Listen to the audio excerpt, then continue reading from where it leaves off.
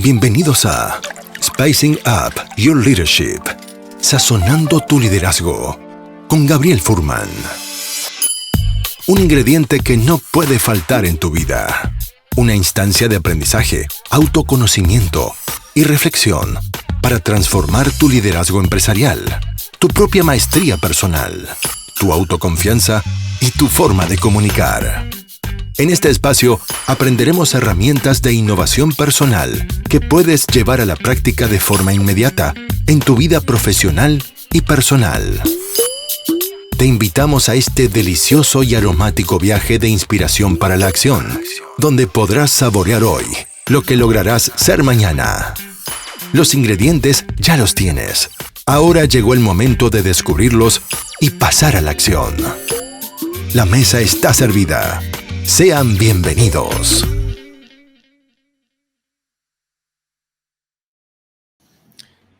Bienvenidos a un nuevo episodio de Sazonando tu Liderazgo. Estamos recién empezando una nueva temporada después de haber regresado de vacaciones. Estuve en Algarrobo un par de semanas con mi familia y ahora estamos con este live, retomando este ciclo de lives, de programas lives en nuestro podcast de Sazonando tu Liderazgo. Mientras la gente se va conectando vía LinkedIn, en Facebook y en YouTube, estamos transmitiendo en esas tres plataformas.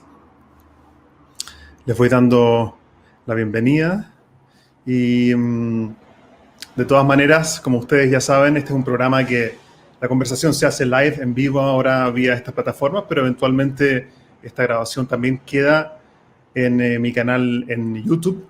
Por lo tanto, si van a YouTube y me buscan por mi nombre, Gabriel Furman, van a poder encontrar todas las grabaciones que hemos hecho en este programa Sazonando tu Liderazgo, desde el principio, desde los primeros episodios que fueron solo, con también invitados que luego he tenido durante los últimos 35 episodios aproximadamente. Quería también contarles, antes de darle la bienvenida a nuestro invitado especial que tenemos hoy, también quería contarles que estamos abriendo ya la generación número 8 de nuestro programa de certificación en coaching y liderazgo. Estamos empezando ya en pocas semanas. Así que aquellas personas que estén interesadas en saber más acerca de ese programa de desarrollo de habilidades de coaching, de liderazgo digital, de cómo aprender a usar Zoom, por ejemplo, para generar instancias de innovación y creatividad en equipos de trabajo, pueden ponerse en contacto conmigo vía LinkedIn. Directamente me pueden escribir por interno y encantado de entregarles más información para ese programa que está a pocas semanas de comenzar. Quería darle la bienvenida, antes de hacerlo pasar a este escenario virtual, a un amigo muy querido y el invitado del episodio de hoy. Su nombre es Ronnie Majlis. Nos conocimos ya hace algunos años, especialmente por el deporte que nos une. Hemos jugado fútbol muchas veces juntos y tiene tanto que aportar en temas de innovación, creatividad, marketing. Y les cuento brevemente que Ronnie Majlis es socio de The Cow Company, es director de Emprende tu Mente, mentor en Mentores por Chile y miembro de G100. Quiero entonces darle la bienvenida a este espacio de aprendizaje a Ronnie Majlis para que puedas ingresar entonces a este espacio. Bienvenido, Ronnie. Hola, Gabriel, ¿cómo estás? Gracias por la invitación. Un placer. Creo que teníamos esto pendiente hace un tiempo ya antes de las vacaciones y agradezco también tu tiempo y los consejos o sabiduría que puedas quizás compartir conmigo. Yo siempre aprovecho de aprender en cada una de estas instancias y también entregar valor a la gente que nos va a estar escuchando. Así que bienvenido a este espacio. De vuelta, lo que pueda, más que aportar sabiduría, podemos discutir temas que yo creo que a veces nos tocan vivir en forma más reiteradamente cuando uno está metido en un rubro versus el otro. Entonces uno está más acostumbrado a tocar ciertos temas que que el resto de la gente y en base a eso podemos sacar conclusiones en base al sentido común y no solamente a través de ser un gurú o no ser un gurú, que eso, la verdad es que yo creo que son palabras muy mayores, pero sí hay ciertas cosas que uno va viendo que van llamando la atención y sobre eso podemos ir conversando y sacando algunas conclusiones. Genial, me parece genial. Sí, y el tema que habíamos conversado para conversar hoy es el tema de, bueno, lo que se viene en el mundo del marketing también y cómo generar impacto. Así que me parece genial eso como tema. Y me gustaría comenzar, yo siempre me gusta antes de entrar como a la temática o al mensaje, que quizás pudiésemos conversar, es entender un poco más al mensajero, es decir, a ti, a Ronnie como persona, antes de lo que Ronnie pudiese compartir con nosotros desde la perspectiva profesional. Y por eso quería preguntarte, ¿cómo fue tus inicios para entrar en el mundo del marketing y del emprendimiento? ¿Cómo empezó tu camino? Sí, mira, es muy buena la pregunta y la verdad es que es un camino que todavía está en cierto proceso, te diría. No es que ya estoy asentado en una posición, pero yo estudié ingeniería comercial como parte, no siendo uno de los más originales de este país en lo que decidí estudiar, con una mirada muy amplia, no estaba muy seguro a qué me quería dedicar. Y la verdad es que en los inicios, al principio de la universidad, no me satisfacía tanto. Y a medida que fue avanzando la carrera, los ramos de marketing, de creatividad, de innovación, eran los que más me llamaban la atención. Entonces dije, bueno, mi camino va por ahí. Y partí trabajando en Unilever, en un área de marketing estratégico. La verdad es que era un trabajo bien interesante porque teníamos que hacer calzar las campañas de marketing en toda la región, en toda Latinoamérica, y no siempre las culturas eran parecidas. Después de eso me fui a trabajar en una agencia que vendía licensing de dibujos animados, de cartoons en general. Entonces aprendí un poco el área, la beta más comercial del marketing, porque aunque eran productos de marketing, yo era el comercializador y no era el generador del contenido de marketing necesariamente. Y luego decidí independizarme con un socio.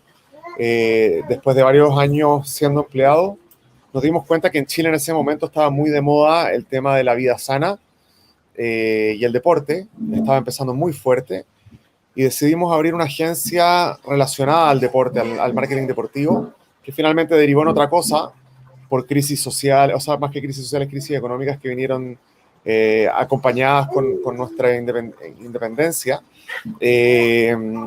Y nos fue derivando a un mundo como generación de eventos, después nos metimos en el mundo de la generación de contenido, que era un poco más profundo que solamente hacer un evento, aunque el evento también en sí genera contenido.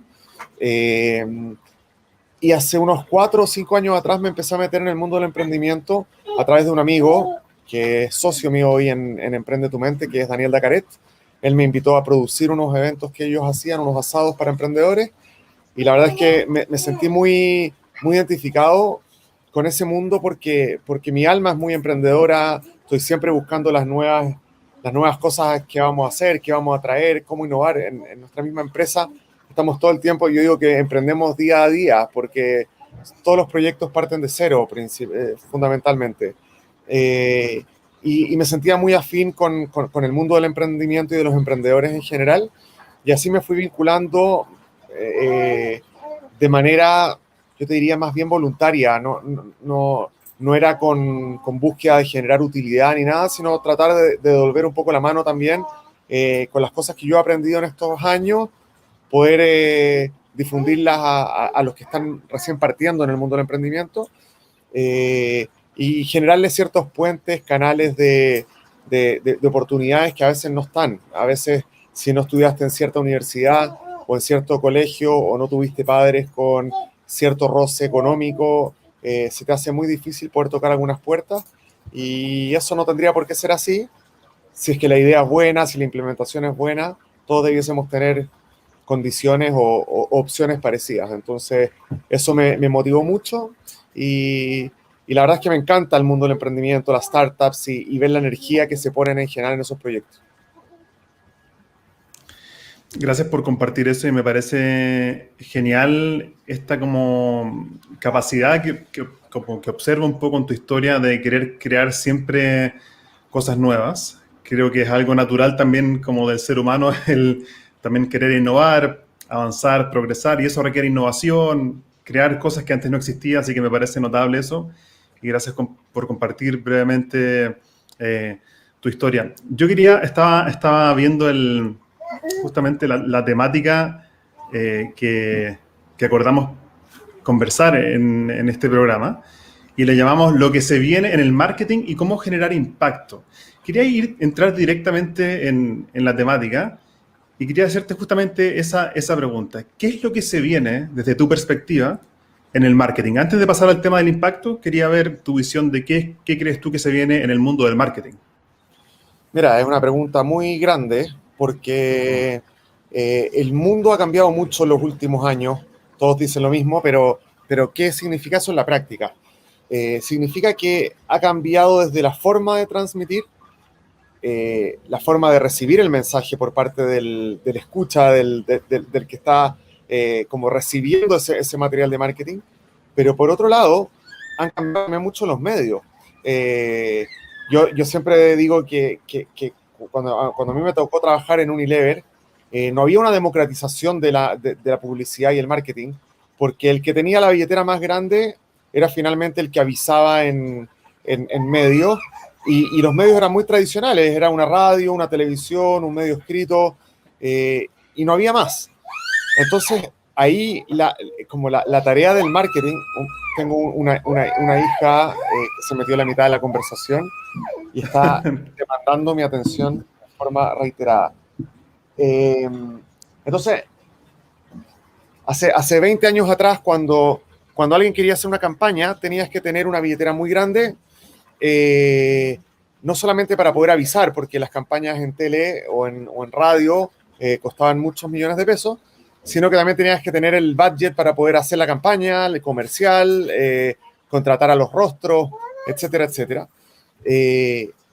Y evidentemente no era un trato justo, porque el más chiquitito, el que no tenía los medios, nunca iba a poder competirle al otro, y después tú ibas al punto de venta, que era en el supermercado, por decir algo, pongamos un ejemplo de lo que me tocó a mí en Unilever, y claro, como eras el que tenías el dinero, tenías el 80% de la presencia en la góndola, entonces se traducía en una venta impresionante.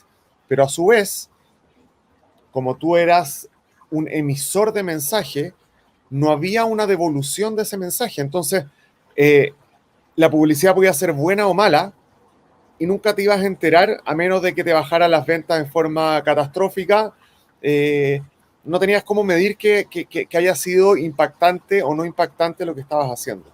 Una vez que entró Internet, que los medios empezaron a bajar en forma considerable, todos los días aparecen noticias de medios que ya no están como eran antes o que ya no son escritos, que ahora es todo online, etcétera, etcétera, le abrió la puerta a que cualquiera pudiera comunicar. Y eso es un gran cambio en las reglas del juego, uno. Y dos, el que recibía el mensaje tiene la capacidad de contestar. Y eso es otro game changer, así, pero rotundo, porque finalmente tu mensaje, si tiene algún problema, te lo van a refregar en la cara rápidamente. Y si tu mensaje es suficientemente creativo o eres suficientemente disruptivo cumpliendo las reglas de convivencia, etcétera, puedes hacerle mucho daño a un gran avisador. Un gran daño me refiero a que le puedes competir de igual a igual. Y eso yo creo que hizo cambiar mucho las reglas del juego. Las agencias de marketing digital empezaron a comerse gran parte importante del mercado, pero en general las agencias de marketing digital sabían mucho de digital, pero sabían muy poco de marketing en general.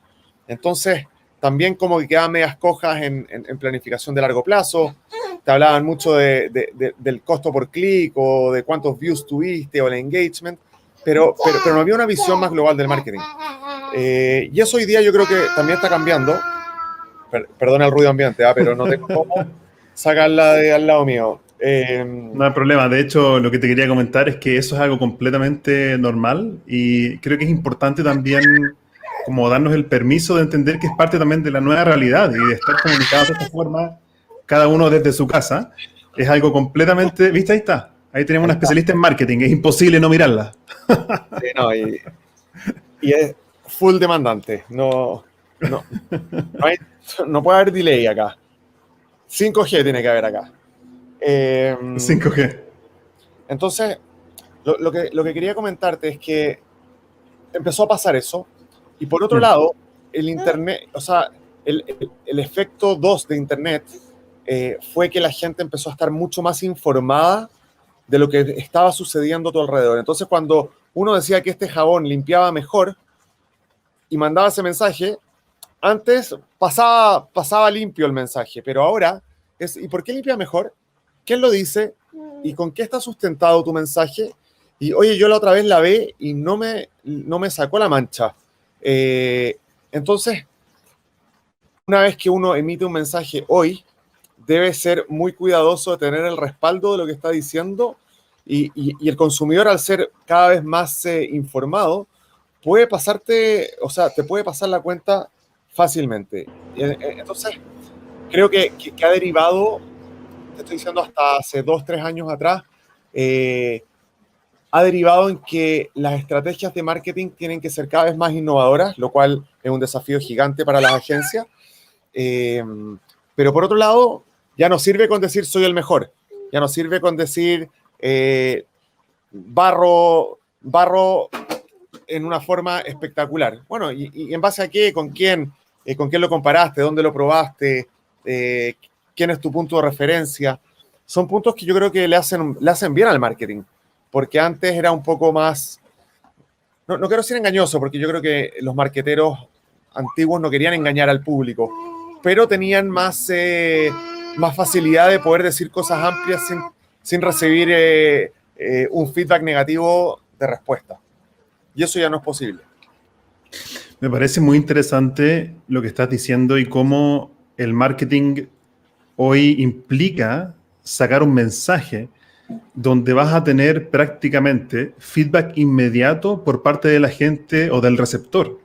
La verdad que nunca lo había, o sea, a pesar de que me ocurre diariamente, ahora que te escucho a ti diciéndolo, lo asocio más como con un fenómeno global de cómo cambió toda la forma de ofrecer.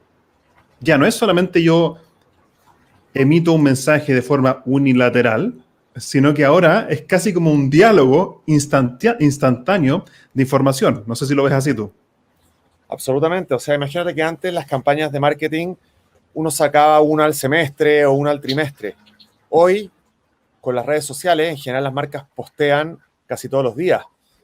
No siempre tienes contenido para todos los días. Entonces, también se ha dado que ha disminuido mucho la eficacia o el nivel de lo que puedes sacar. ¿Cuánto, o sea, en sacar una campaña al semestre puedes pensar y puedes desarrollar algo que realmente tenga mucho sustento?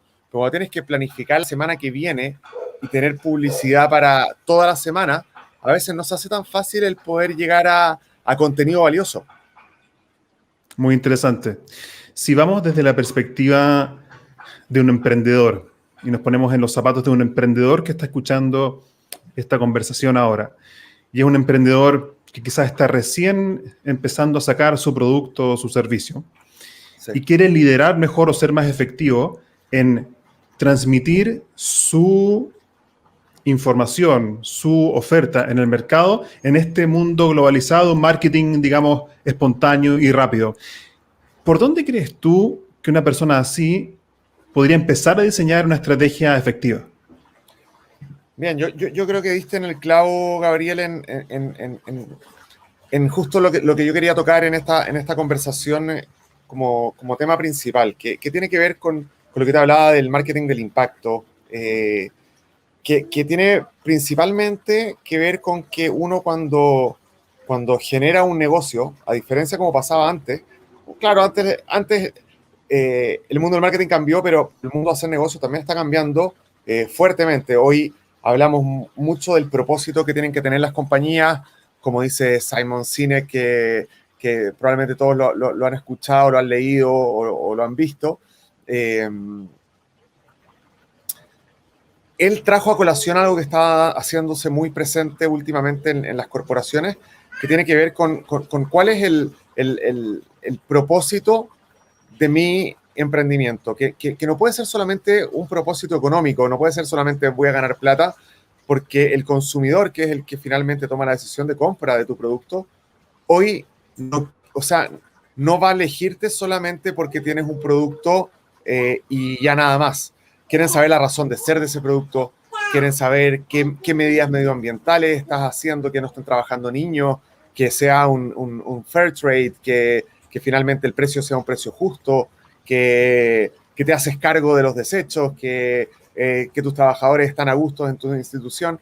Son cosas que también yo te diría que un poco el Internet ha sido un impulsor o un medio que ha permitido que todo eso se empiece a transparentar de manera mucho más concreta. Y mi visión, que a lo mejor es media positivista o no sé, o algunos me dicen que es media ingenua, pero yo creo fielmente que es así. Yo creo que la sociedad como un todo está cambiando para bien. Ese es mi statement, el que quería comentar. Creo que la sociedad está cambiando para bien porque hoy le estamos exigiendo a las empresas mucho más de lo que le exigíamos antes. Le estamos exigiendo que sean justas, le estamos exigiendo que sean responsables, le estamos exigiendo que finalmente se preocupen de su entorno, de todos los stakeholders que están alrededor, de todo su medio ambiente, y eso antes no se lo exigíamos. Y eso te va a llevar, aunque tú quieras ganar más plata, a que vas a tener que meterte en ese mundo, porque si no te metes en ese mundo, el consumidor te va a castigar y no te va a consumir.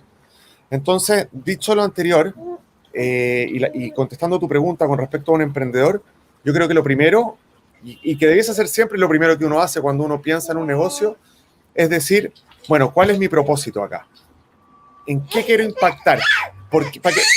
¿Para qué quiero armar este negocio? Aparte de ganar plata, obviamente todos queremos ganar plata, si finalmente vivimos sin plata no vivimos. Pero la pregunta es, ¿qué quiero generar? ¿Qué cambio voy a hacer en la sociedad? ¿Dónde voy a poner mi granito de arena? Y una vez que tiene un oso claro y después desarrolla su modelo de negocio y todo, es mucho más fácil poder comunicarlo. Porque ya lo tengo claro.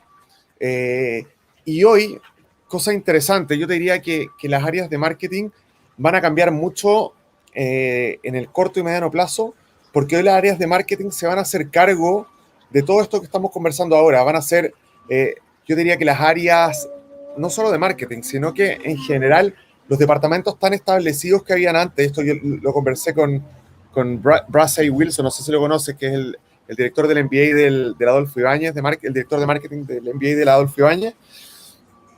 Hablábamos que hoy en día no existe un área comercial, un área de finanzas, un área de marketing, un área de responsabilidad social como áreas separadas.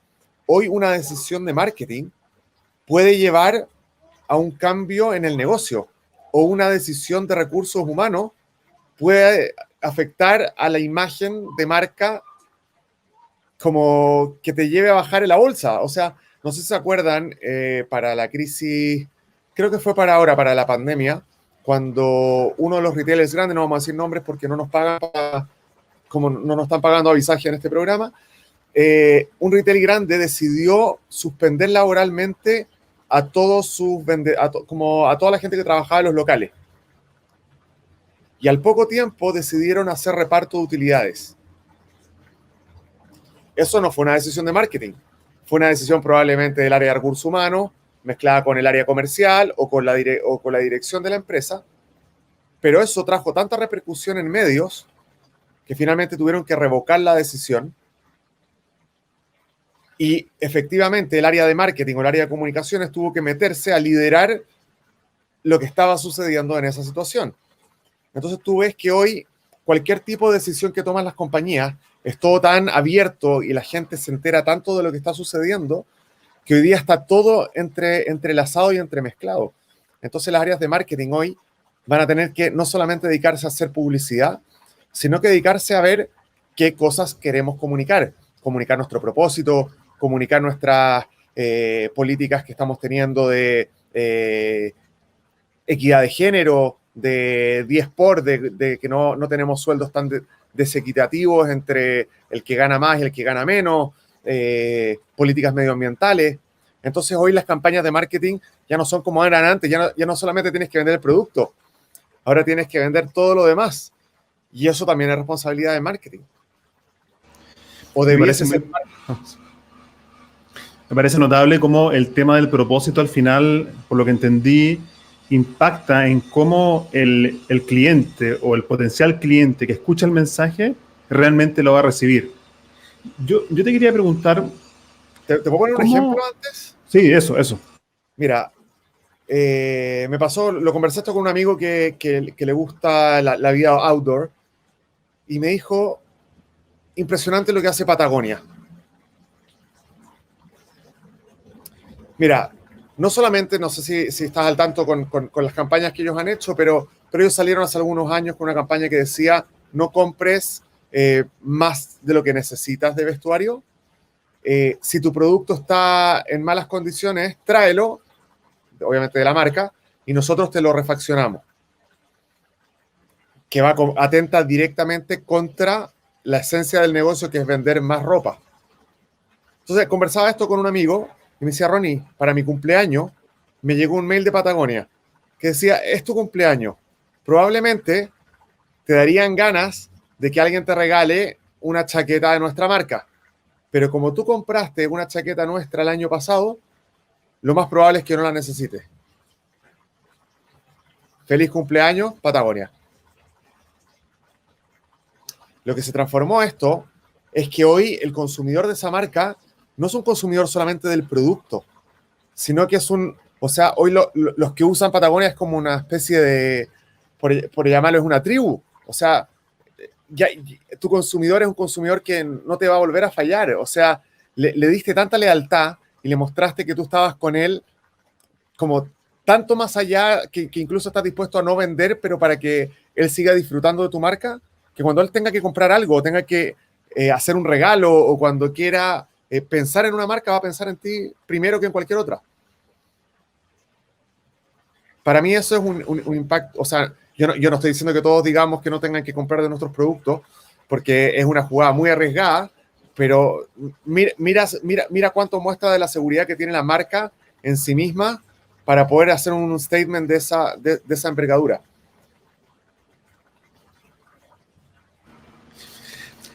¿Cómo si llevamos esto más aterrizado al liderazgo de una empresa, ¿cuál crees tú que es el rol de un líder dentro de una organización en transmitir el propósito por el cual están trabajando? Sí. Mira, yo esto se lo escuché bastantes veces a Mauricio Russo, que yo te diría que él es un líder bien moderno y muy bien respetado por sus pares y también por la gente que trabaja con él, incluso los que no trabajan en Casa Idea. Y yo encuentro que su gracia principal, no estoy en este tema en particular, es que él involucra a toda la organización en la toma de decisiones y en el camino que están llevando para modelar el futuro. Entonces ellos tenían, dentro de su hoja de ruta, estaba abrir el e-commerce en 2 años, y con la pandemia lo sacaron en 6 meses, pero no lo sacó el director solo. No fue que contrataron a un desarrollador y le dijeron, bueno, metieron a toda la compañía, dijeron, bueno, tenemos este desafío, ¿cómo lo sacamos adelante? Y yo creo que ese involucramiento y el hacer que la gente se haga parte de la organización es algo que cada vez va a ser más potente. Y lo otro que yo creo que es algo que es una tendencia que vamos a ver cada vez más seguido, tiene que ver con que los dueños de las empresas van a ser cada vez más todos los que colaboran y los que trabajan con la empresa. Yo creo que cada vez más vamos a estar viendo que si tú eres una secretaria de una empresa vas a tener un porcentaje de las utilidades o vas a ser socio de la empresa, porque si no tu colaborador no se va a quedar o tu colaborador no va a ser alguien que va a estar dispuesto a trabajar para ti en el largo plazo. Porque estamos viendo también que esto lo he conversado con varios headhunters y empresas de outplacement que me dicen que es una tendencia que va a tomar cada vez más fuerza, que es que el que trabaja como empleado, el que trabaja como colaborador, va a querer cada vez más ser dueño de su propio negocio y poder prestarle servicio a tu empresa, pero en sus tiempos libres poder prestarle servicios a otra empresa.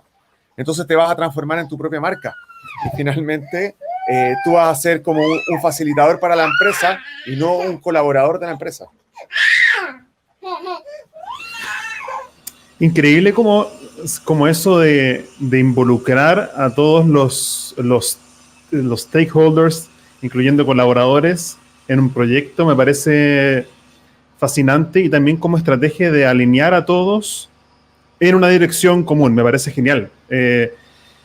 ¿Cómo una persona, ya llevándolo más a nivel como personal, cómo una persona puede empezar a descubrir o definir cuál es su propósito laboral? ¿Cómo se descubre eso? Wow, esa pregunta también es grande. Yo no sé si la tengo. Yo creo que le preguntan a Gabriel Furman.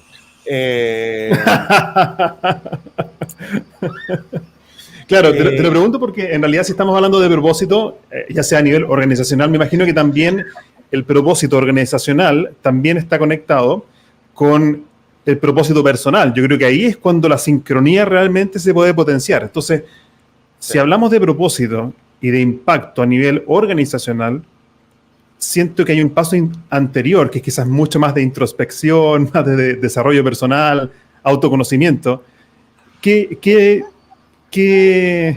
¿Cómo se desarrolla esa parte, esa semilla? Mira, te voy a decir, me ha tocado leer bastante el último tiempo temas relacionados a startups, a negocios, etcétera. Y hay un libro que no necesariamente habla de esto, pero que me gustaría recomendar, que no lo escribí yo, lamentablemente, pero se llama The Go-Giver. No sé si alguna vez te lo había comentado, Gabriel, pero es un libro que en lo personal me impactó bastante en la forma de explicar el caso. Y voy a tratar de... No tengo las capacidades de poder replicar lo que dice el libro en forma tan quizás clara y fácil, pero algo que a mí por lo menos me llamó mucho la atención es que cuando uno quiere dedicarse, no sé, en la pandemia, no sé qué le pasa a esta niña. ¿Qué quieres? ¿Quieres que te lo saque? Ya, te lo saco.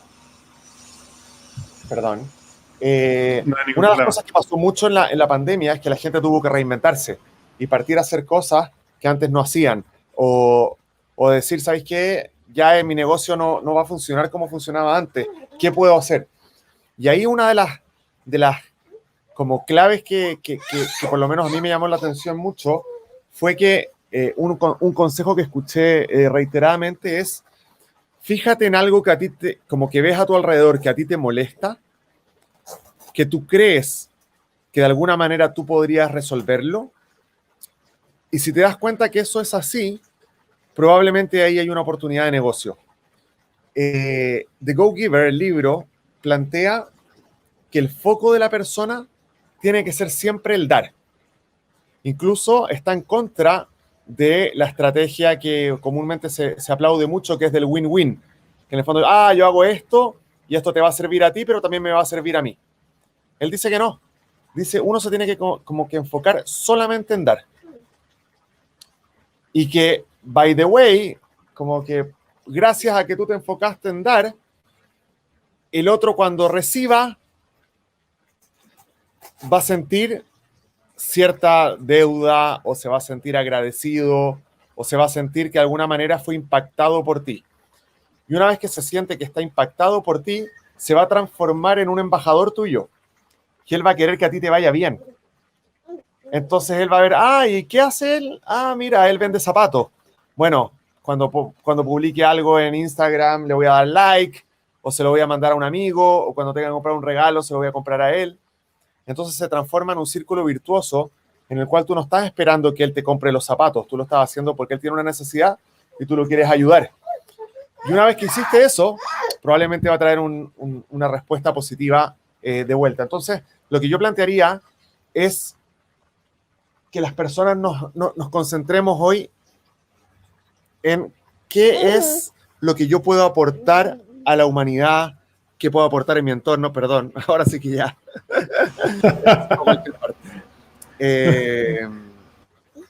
¿En qué puedo ayudar a mi entorno? Ven, mi amor, acá.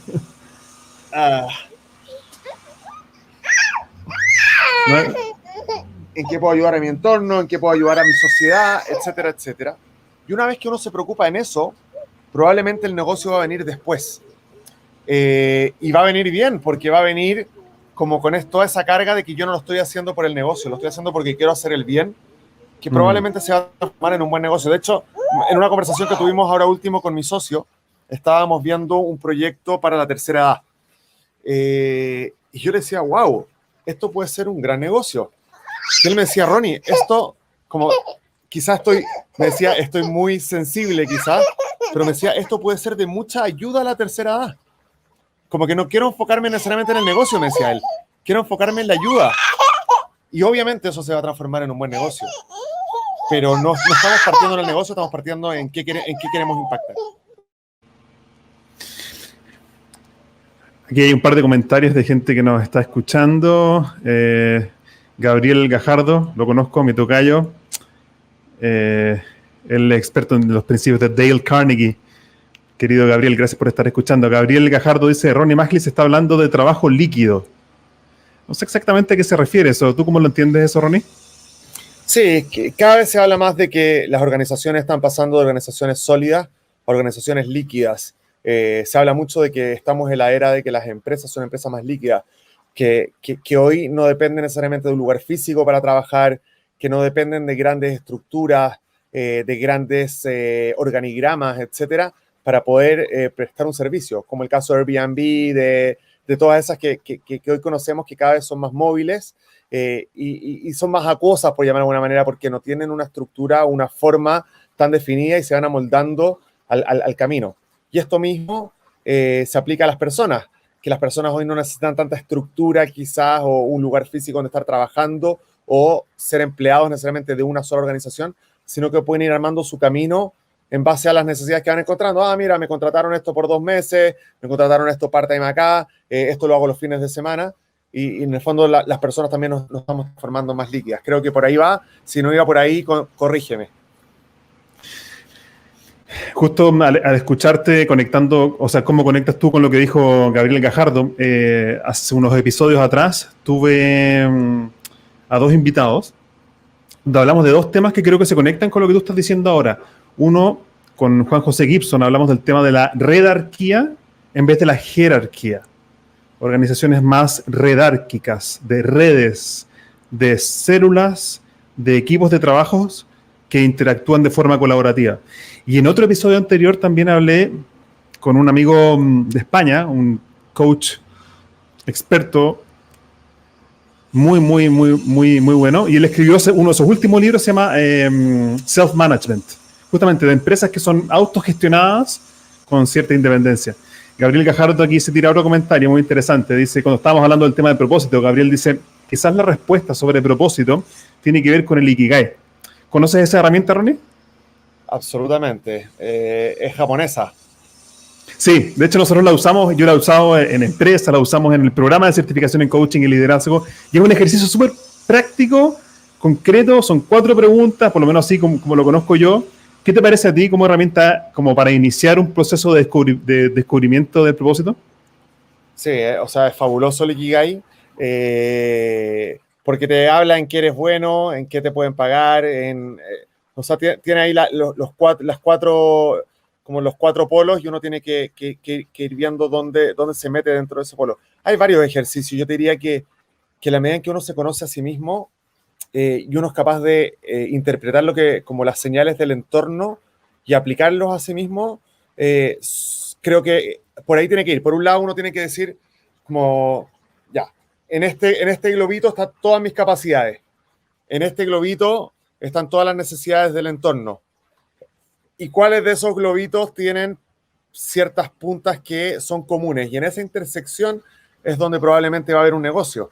Y claro, el Ikigai como que te da señales de si estás haciendo las cosas que efectivamente son las que te mueven en tu ser más interno, o son las que porque uno puede ser bueno para como a Andrea Agassi, que era bueno jugando tenis, pero le cargaba. Pero claro, estaban dispuestos a pagarle por hacer algo que no le gustaba tanto. Pero también existe, yo creo que uno no tiene que ser tan absolutista, porque, claro, probablemente Andrea Agassi, si se hubiera dedicado a ser chofer de micro, no hubiera podido generar los incomes que generó siendo tenista o el impacto que generó siendo tenista. Y si eres capaz de hacer algo muy bien, aunque no sea tu mayor anhelo, después puedes dedicarle el resto de tu tiempo a lo que sí es tu mayor anhelo. O sea, si eres un médico exitoso, pero no te gusta tanto la medicina y lo que te gusta es ayudar a los niños, bueno, trabaja menos tiempo en eso y con todo lo que te sobra le dedicas tiempo, dinero y energía a ayudar a los niños en una fundación, en una organización. O sea, yo no sería tan lineal en, bueno, esto es lo que hago y en esto soy bueno y ahí está la intersección y punto. Yo creo que no es necesariamente 1 más 1. A eso iba. Pero el Ikigai es una muy bonita herramienta. Me parece notable esto que estás diciendo tú de no ser como blanco y negro, como todo o nada. O sea, o voy kamikaze de propósito o me dedico exclusivamente a generar recursos aunque no me guste. Me encantó y me parece notable y tan sano esto que estás proponiendo de que quizás hay un punto medio. Una vez escuché que a veces usamos más la palabra o que la palabra y a veces tenemos que cambiar la o por un y. O sea, no es esto o esto, sino que a veces en la vida es esto y esto. Me parece que es un enfoque muy sano.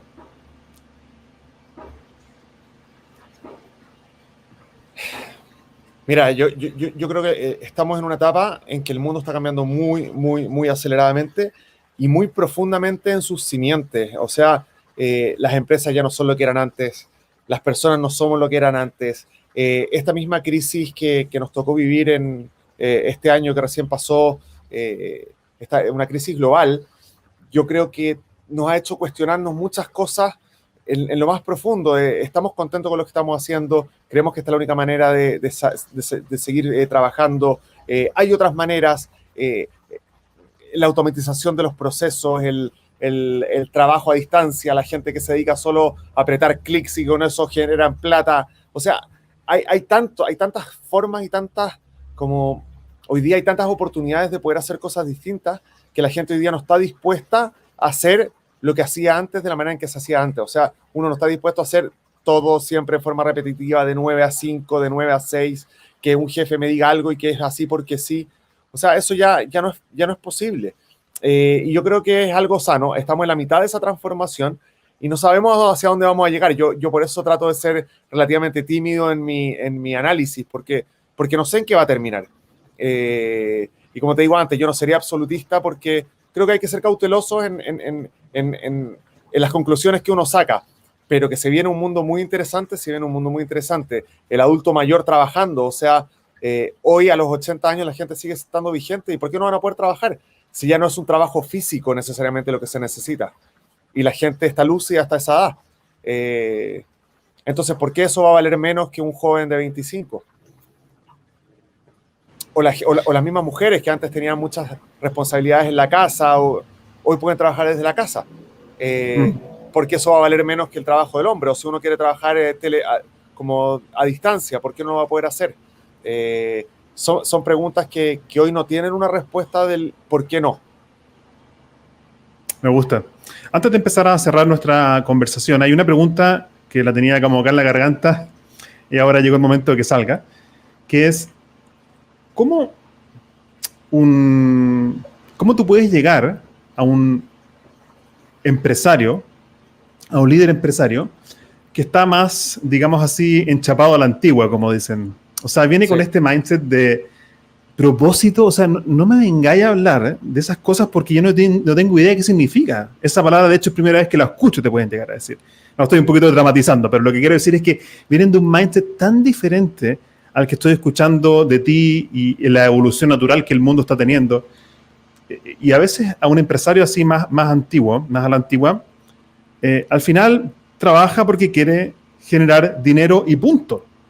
¿Cómo tú llegas con un mensaje así para una persona que viene de esta escuela más antigua? Mira, me pasó hace poco tuvimos que hacer una consultoría con mi socio a una empresa y hablábamos de lo que era antiguamente la visión y la misión de las empresas.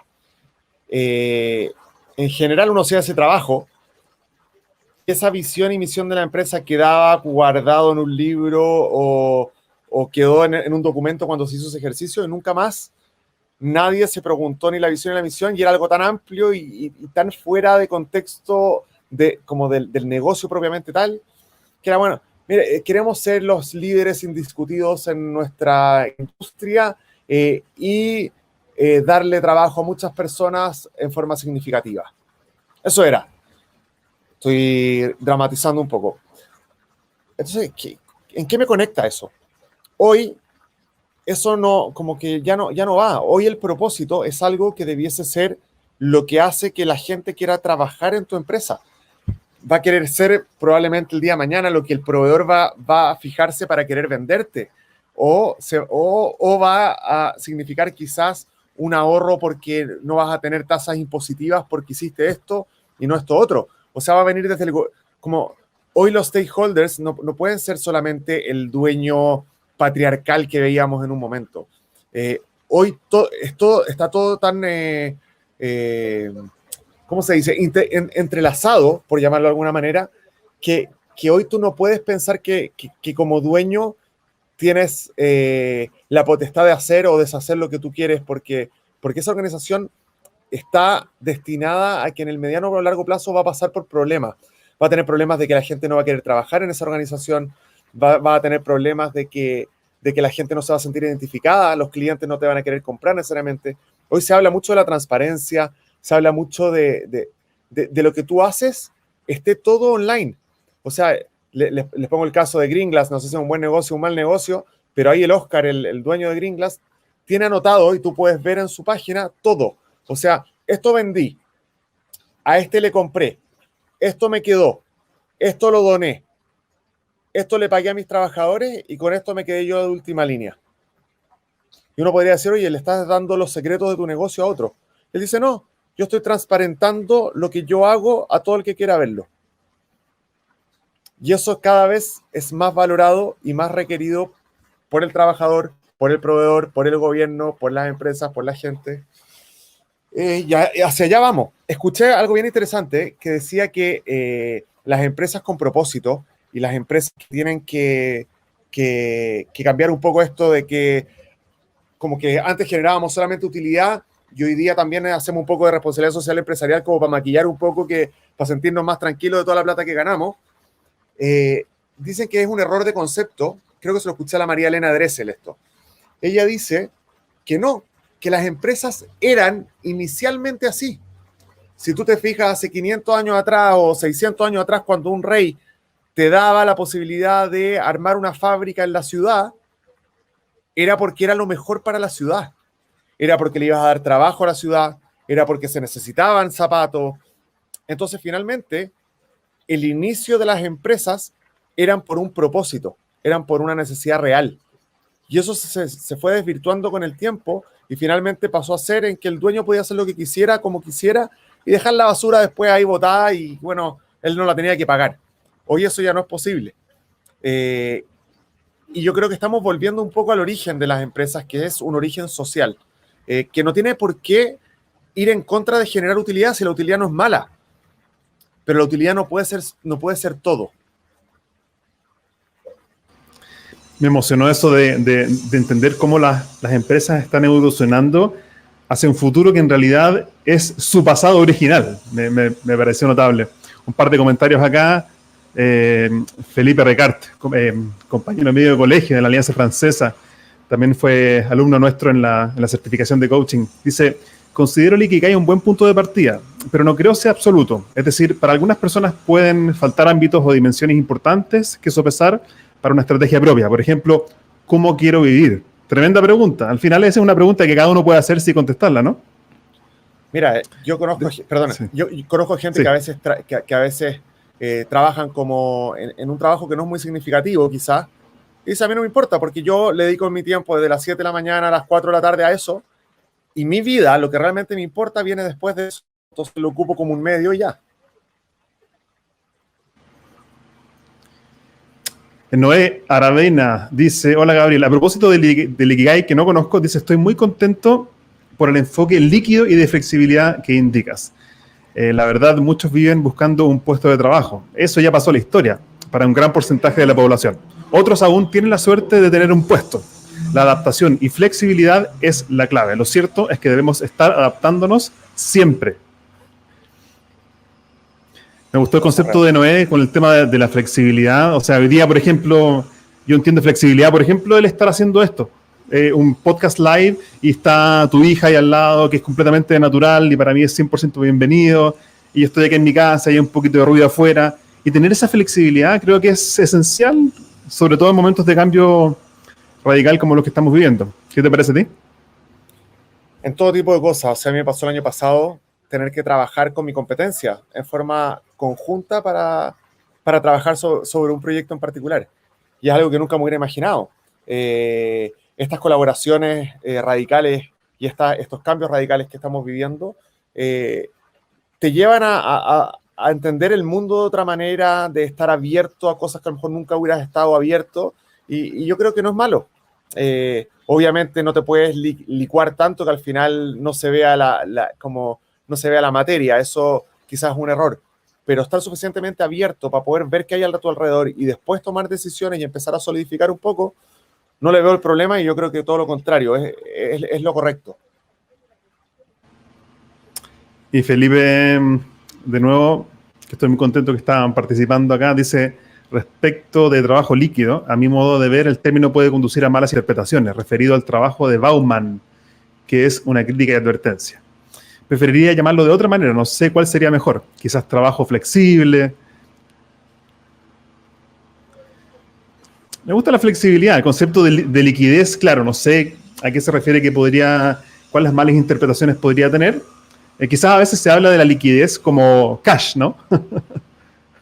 No, yo creo que hablan un poco de esto, el líquido versus el sólido en términos de que el líquido se adapta a las circunstancias y va yendo por el camino que te va mostrando lo que te toca vivir.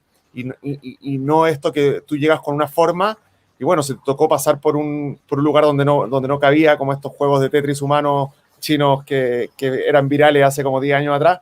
Se rompía el plumaví porque no cabía. Yo creo que va un poco hacia eso el concepto de líquido versus sólido. Solamente para ir cerrando, no puedo dejar de mostrar un último comentario que aparece acá de un LinkedIn user. No aparece el nombre, pero dice LinkedIn user. Y aquí se mete en otro tema muy interesante también. Dice, buenos días, ayuda, consulto. ¿Cómo puedo hablar de dirección y comunicación en una empresa familiar? El concepto de family business y empresas familiares es un tema por sí mismo, quizás, ¿no? Muy difícil. Me ha tocado trabajar con algunas empresas familiares y depende demasiado de la voluntad del fundador de la empresa, cuánto está dispuesto a delegar realmente en la generación que viene para poder generar algún tipo de cambio, porque si no se hace muy complejo, porque finalmente él dice que quiere, pero si internamente no quiere, puede ser muy frustrante para la generación que viene después. Yo diría que mi recomendación a empresas familiares es que sean trabajadas con psicólogos personales, o sea, si no es demasiado complejo. Sí. Ahí ella da su nombre, dice, soy Jessica Centeno. Jessica, yo Hola, Jessica. soy lejos de ser muy especialista en temas de negocios familiares. O sea, pertenezco a negocios familiares por mi familia, pero nunca obviamente como consultor. Pero yo conozco sí a gente que se dedica especialmente a hacer consultoría de negocios familiares, así que si quieres me escribes un mensaje por interno y te puedo dar un dato de alguien que creo que podría ayudarte. Víctor hace la aclaración, dice Zygmunt Bauman tiene un libro que se llama La modernidad líquida. Lo vamos a revisar. Víctor, muchas gracias. Ronnie, quería ir cerrando esta conversación y me gustaría hacerte dos preguntas para cerrar. Número uno, ¿qué te gustaría dejar como mensaje final para la gente que nos está escuchando, entendiendo que este es un podcast orientado al desarrollo de liderazgo? ¿Con qué mensaje te gustaría cerrar?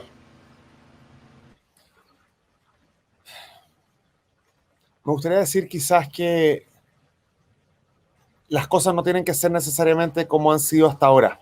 Que uno no tiene que encasillarse en que siempre se hizo de esta manera, entonces se tiene que seguir haciendo de esta manera. Creo que cada vez más las empresas tienen un rol social, tienen un rol medioambiental, sin dejar de lado su rol económico, que obviamente tiene que estar presente, pero creo que si quieres ser un líder que sea valorado por las generaciones que vienen y quieres estar como a la vanguardia de lo que va a estar pasando en los cambios organizacionales y de transformaciones yo diría más sistémicas, por llamarlo de alguna manera, tienes que encontrar tanto tu propósito personal como el propósito de tu compañía y trabajar para que se generen cambios sistémicos que vayan en pos de ese propósito y lucharla como sea, involucrar al resto de la organización, hacerlos parte de la toma de decisión, etcétera, etcétera. Ronnie, para la gente que nos está escuchando y quisiera conectar contigo y saber más acerca de lo que tú estás haciendo hoy, ¿cómo puede conectar contigo? Mira, creo que lo más fácil es por LinkedIn. A todos los que me piden acceso en LinkedIn les doy de inmediato. Creo que es lo más sano en términos laborales. Después, por interno, les paso mi correo electrónico y ahí estamos hablando. Yo a veces publico algunas cosas en LinkedIn. Y yo diría que eso es hoy lo más fácil. Ronnie Majlis, se escribe como está aquí abajo. Para la gente que solamente está escuchando esta grabación sin ver el video, Majlis es M-A-J-L-I-S. Y Ronnie es con 2 N y una Y al final, así, tal cual. Exactamente. R-O-N-N-Y-M-A-J-L-I-S. Muy difícil, pero así es. Genial, Ronnie, ha sido un placer tenerte. Gracias por compartir con nosotros tu experiencia y te agradezco por tu tiempo y haber participado de este espacio. Muy entretenida la conversación y la verdad es que a mí también me sirve para ir refrescando lo que voy pensando y son temas que la verdad es que le he estado dando mucha vuelta el último tiempo, así que muchas gracias, Gabriel, por el espacio y muy entretenida la conversación. Gracias. Chao. Chao, estamos en contacto. Un abrazo. Hasta aquí llegamos por hoy con otro capítulo de Spicing Up Your Leadership, sazonando tu liderazgo con Gabriel Furman. Encuentra más material sobre este y otros temas en nuestras redes sociales, en LinkedIn y Facebook como Gabriel Furman. Nos reencontramos en nuestro próximo capítulo para descubrir más herramientas de innovación personal que te servirán en tu vida profesional y personal. Esta cocina siempre está abierta para ti y para todos aquellos que quieran compartir su inspiración para la acción. Hasta la próxima.